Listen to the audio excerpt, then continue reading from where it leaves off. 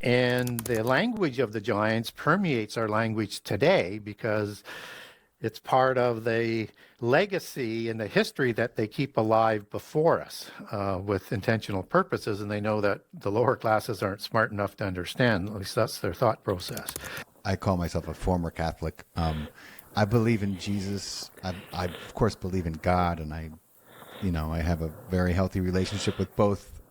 But I've kind of shied away from Catholicism for a lot of reasons. But I've also been knee deep in historical events, and going back to 2,000 years ago and coming into this modern age, and I see, like you described, the mess that we're in, the mess that's been created, and I've studied some of these events that have shaped our view, like our unfortunate view of humanity and our quote human nature, and I've studied a lot of real history compared to the propaganda and nonsense that we're taught in school about what happened this is what happened in this war, and 9/11 was 19 Arab hijackers, which we knew the moment the planes hit.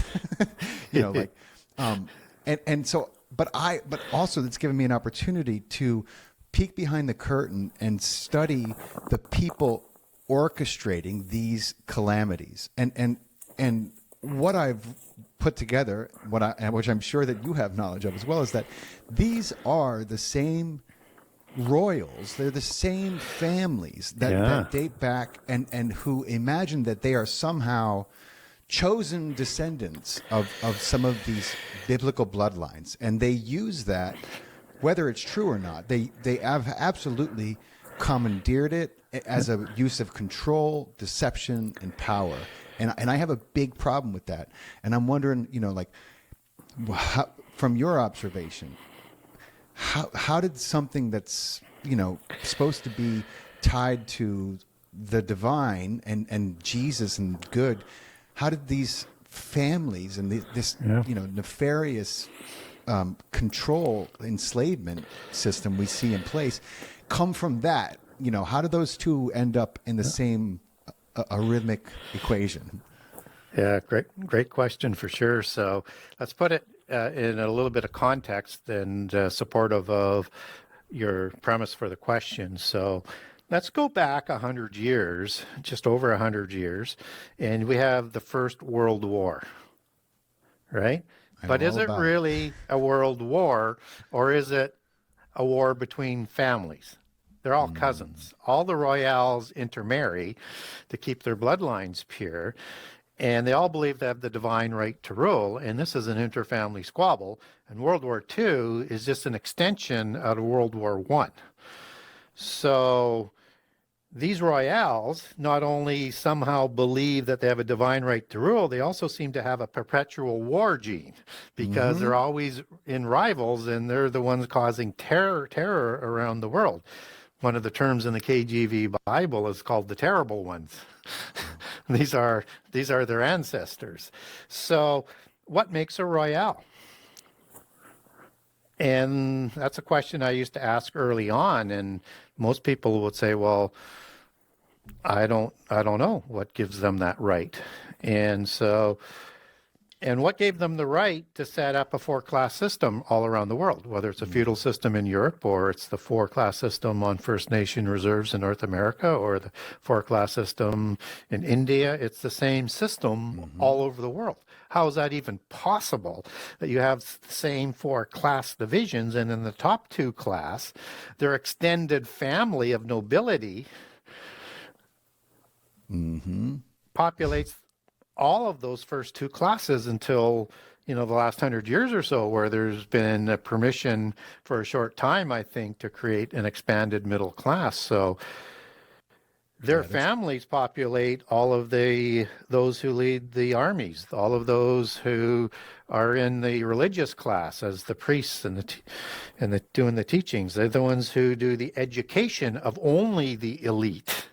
They are the ones who run the government. They run everything. They are the oligarchs. And the bottom two classes will include, in the old system, a small entrepreneurial class like tailors and bakers and blacksmiths and things and services that they need. Mm-hmm. And then you have a labor and or as part of the same group, a slave and ritual sacrifice class, depending on what part of history that we're talking about. And so this is the same system that's in place in most of the world, even to this day. So how were they able to do that? And how did they justify that? Well, one of the keys is that they look at themselves as the elite, right?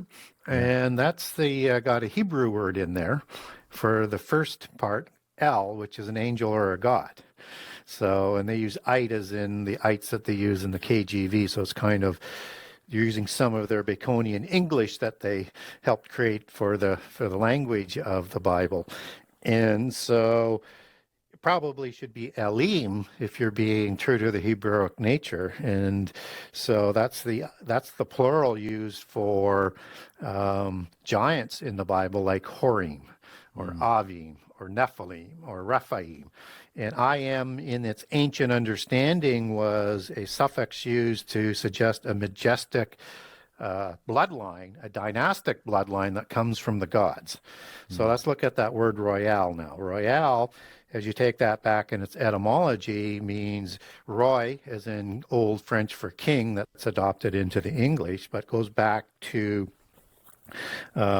regal, regalis, and reg in Latin, and back to Indo-Aryan as reg.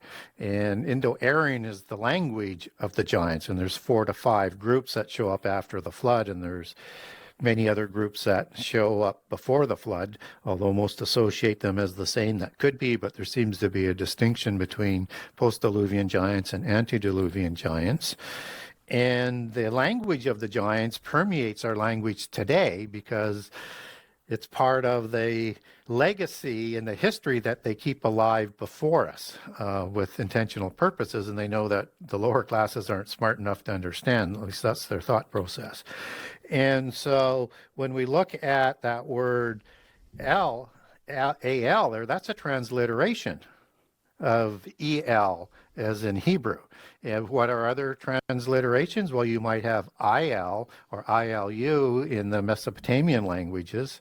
Al can be used in some of the Aramaic and Arabic languages for the same meanings as for a god or an angel or the God Most High in the Bible, depending on how it's used.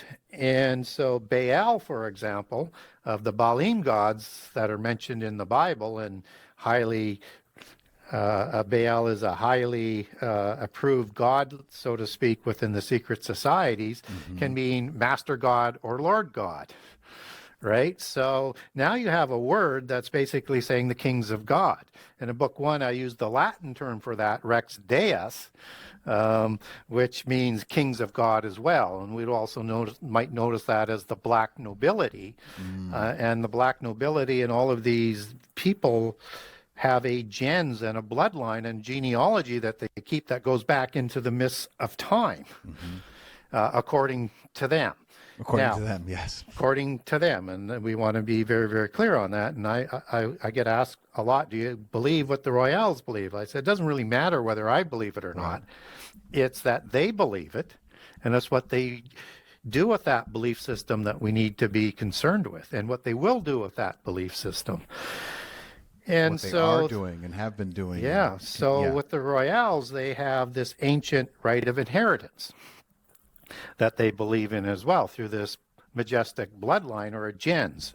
And they all have specific genses that I'll come back to. So in King Charles III that we just saw, that ancient ritual that Queen Elizabeth went through, a little bit larger version of the older ritual with Queen Elizabeth II in the early 1950s. But nonetheless, the same ritual that's used by royals all throughout the Western world, and likely very similar to ones that were done with royal bloodlines that were in China and elsewhere, and probably even Japan to this day.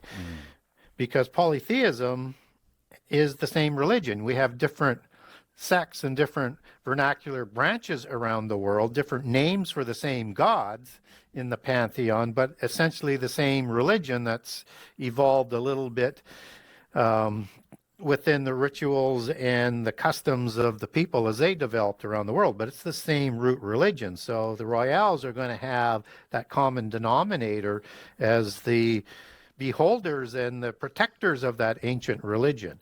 So when King Charles III took his oath to a specific god, is it the God of the Bible, Right. or is it another God that one needs to ask? Because it's not named, just God. It's kind of generic as they bring that out. And so they, in the royal belief system, they receive their divine right from a specific God to rule. But that God is connected, as they show in their heraldic coat of arms, taciturn imagery of their bloodlines, back to a specific angelic being.